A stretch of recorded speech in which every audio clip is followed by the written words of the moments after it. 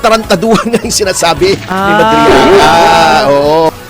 Sabi ni Madriaga, talagang ang plano daw ni Pangulong Duterte ay itakbo si Sara na Vice President ni Marcos. Pagkatapos, sisiraan si Marcos, tatanggalin by whatever means upang maging Pangulo si Sara Duterte. Oh, what is wrong with that story? What is wrong with that story? Ha? Eto, I will tell you what is wrong with that story. Kung tumakbo si Sara Duterte noong 2022, sinong Pangulo habang siya ay tumatakbo? Tatay niya ang Pangulo hanggang June 30. May tawag diyang equity of the incumbent or advantages of incumbency. Actually, yes, diba? yes. Sinong tatalo sa'yo? Lamang ka na sa survey, tatay mo pa Pangulo, siguradong panalo si Sara. Bakit ka ba magba-vice president? Tatanggalin mo pa yung presidente. Oo. Eh, pwede ka namang dumiretso. Kalokohan eh. Lahat ng suporta dadagsa sa'yo without you asking for it. Tatay mo, presidente, napakataas ng approval rating. Ha? Ang sasabihin mo lang, ipagpapatuloy ko yung gagawin ng tatay ko. Paano kang matatalo, di ba? Kaya doon mo malalaman na kalokohan yan. Yung istorya ni Madriaga na panay kapwitan. Kita mo ha, kahapon natunghaya natin. Opo. Alam nyo kayo, itong si JJ Suarez, si Luistro, at kung sino-sino pang mga ulalo dyan. Akala nyo nakakapuntos kayo laban kay VP. Televise kayo, di ba? Akala nyo. Dahil televise yan ay maraming makakapanood na sisirain nyo si VP Sara. Pero nakikita rin, alam nyo, hindi po bangmang ang ating mga taong bayan. Minsan-minsan lang nabubudol kami katulad nung ginawa ni Marcos kasi akala namin ipagpapatuloy yung inumpisahan ni Pangulong Duterte. Opo. Yung pala'y kabaliktaran. Anyway, okay, ito kitang-kita ng buong sambayanang Pilipino kung gaano kakihingkoy yung testimonya ni Madriaga. Best actor daw yun eh. Umiyak pa eh. At hindi lamang yun. Kitang-kita rin ng taong bayan, ng sambayanang Pilipino kung paano nyo pinipigil yung mga nagsasalita laban kay Madriaga. Bistong-bistado kayo. Alam nyo, yung mga itsura nyong yan, pagkatapos ganyang paggagawin nyo, kamumuhian talaga kayo. Yun lang. Diba? Yung napakapangit na ginagawa ninyo. Diba? Hindi naman bobo ang Pinoy. Oo nga Actually. Alam mo, nagtataka rin ako isa pa, bago tayo pumunta dyan sa testimonya ni Madriaga. Opo. Di ba sabi nila, pag nagkakaroon daw ng kapangyarihan, ang isang tao, di ba may kasabihan, lumalaki ang ulo.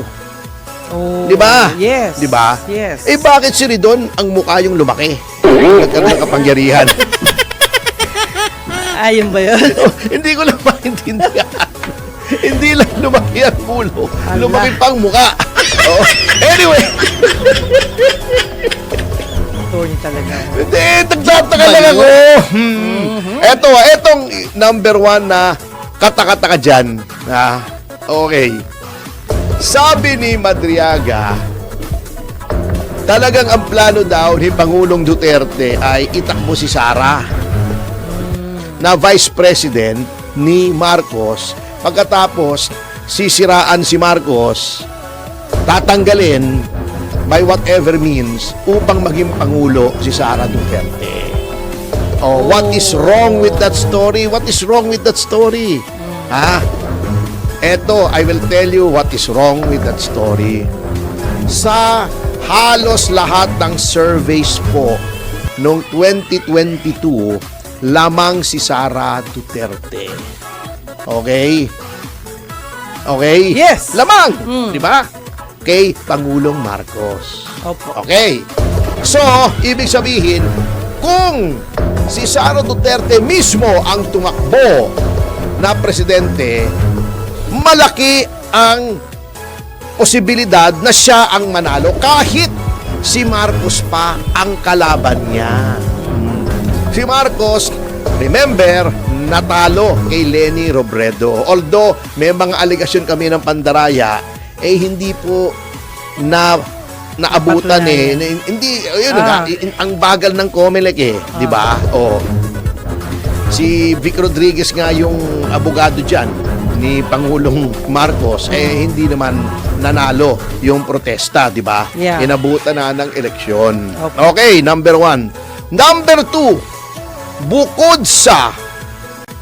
bukod sa lamang si Sara Duterte. Hindi naman malaki ang lamang, pero lamang. Nakapuntos. At saka yun ay, yung survey na yun, may mga iba pang mga kandidato noon. Opo.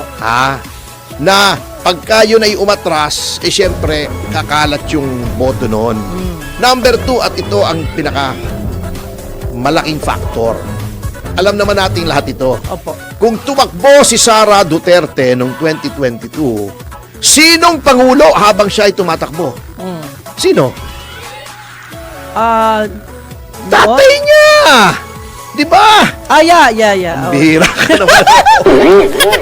Biglang lumayo utak ko, sorry. Di ba? Si Tatay Digong. Tatay niya ang pangulo Nakaupo. hanggang June 30. Oo nga. Hanggang June 30.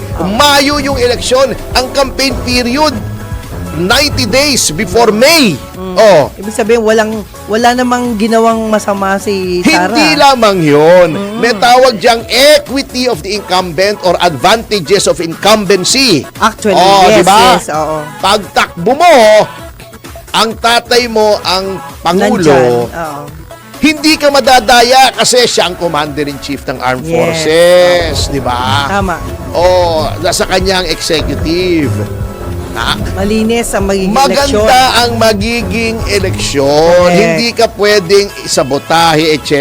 Kasi ang may super majority noon pabor kay Tatay Digong. Yung mga ulalong tumutulig sa ngayon kay Tatay Digong, yung siksik yan noon kay Tatay Digong. Lahat yan, yung mga pagmumukhang yan. Mga balimbing pala sila. Yes. Balimbing Lahat kayo? yan ay Duterte noon. Sinong tatalo sa'yo? Lamang ka na sa survey, tatay mo pa pangulo, siguradong panalo si Sara. Bakit ka pa magba-vice president? Tatanggalin mo pa yung presidente.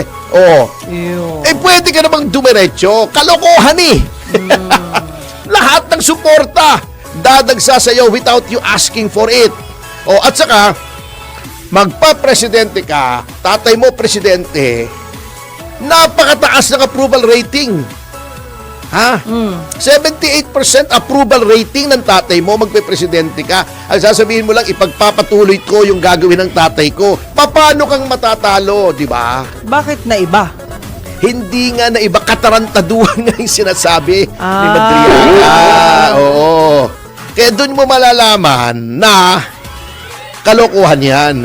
Eto pa, yung sinasabi ni Madriaga, magandang explanation dito si Yuse Cardema at in-explain niya yan sa isang press con ng mga media doon sa PDP headquarters. Opo.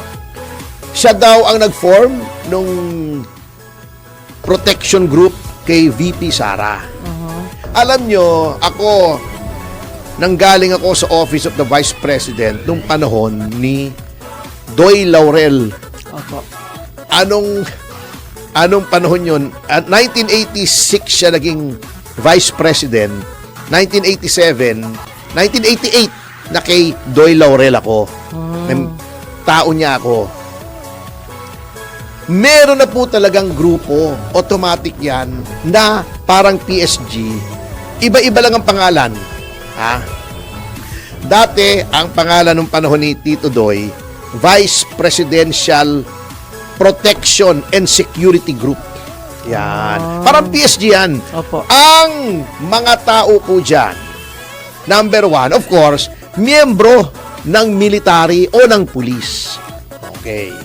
Pangalawa, hindi lang miyembro ng military at ng pulis. Yung mga pinakamagagaling, yung elite, the creme de la creme, pinakamagaling bumarel, pinakamagaling na sa hand-to-hand combat, pinakamatalino. Oh. Yeah. Pinaka-macho, pinaka-kondisyon yung katawan. At disiplinado. Oo, kasi Ayan. vice president yung Totoo. pinoprotektahan mo. Di ba napatunayan hindi nga miyembro ng military itong si Madriaga? Anong karapatan mong ikaw ang magpo-form noon? Noong panahon ni Doy Laurel, ha? Minsan, sumasabit-sabit ako kay Tito Doy. Nakita ko nagpa-practice yung mga security niya. Opo. Karamihan doon mga Batanggenyo eh.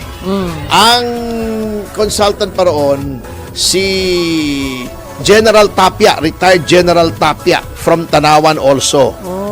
Yun ang mga consultant ng security group, retired general. Ito si Madriaga, ano to? May background yun. Oh, di ba? Background Madriaga, check. wala. Ang ano niya, hindi ko lang maalala yung mga pangalan. Si Colonel, yung isang Colonel, ang head ng group na yon. Kasi ang PSG General, Opo. ang rango ng head ng PSG. Yung sa Vice President, Colonel. Siyempre, mas bababa naman ang Vice President. Nakikita ko, nagpa-practice yung mga yon, bumarel sa shooting range. Ang gagaling! Puro bullseye! Hand-to-hand combat, ang gagaling! Anong training ba nitong si Madriaga para mag-qualify ka? Ikaw ang gagawa, mag-i-in charge ng security? Best actor po siya ngayon. Yun ang sabi ng mga netizen. Nakakatawa. Oh, number 3. Sino ba si Madriaga para pagkatiwalaan mo ng pera? Ako nga, driver lang kung todo background check. Oh, di ba? Opo. Kengkoy Bago may sinasabing binigyan pa daw niya ng painting si VP Sara. Yung pala, hindi pala yun binigay ni Madriaga. Yung pala painting ng mga Gaisano. Grabe naman tong si Hindi naman siya Madriaga. pintor. Walang resibo. Bago may mga trolls tong administrasyon, mga ulalo, sinasabi na mas kapani-paniwala pa daw si Madriaga kaysa ron sa mga 18 Marines. Yung 18 Marines, may video, may litrato, lahat. Meron, may litrato ng maleta, may litrato ng pera, may litrato ng chopper, may litrato ng bahay ni Kimbo. May litrato ng mga sasakyan. Hindi ka paniwala. Eto, wala ni ano. Anong pinakita? Yung birthday greetings ni VP Sara. Noong Rage Coalition doon sa Club Filipino, may 20 yatang humingi sa akin ng birthday greetings. Grabe. Ganun po talaga pag public figure. Ngayon, Tama.